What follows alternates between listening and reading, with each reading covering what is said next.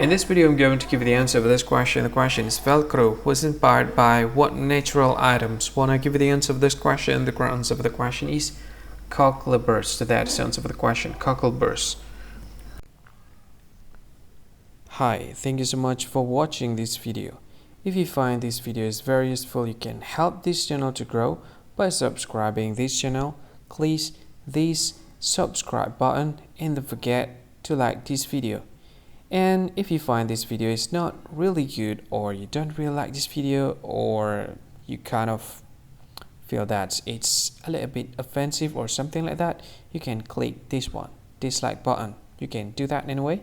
And if you want to share this video with your friend, you can share it by clicking this share button, and you can share it to any social media that you wish that is currently available at this time, like Facebook, Twitter, LinkedIn, and many others, right?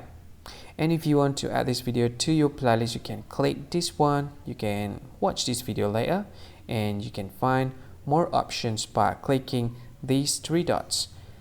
And yeah, don't forget to subscribe. I think that's all of it. Thank you so much for watching this video, and see you again in another video.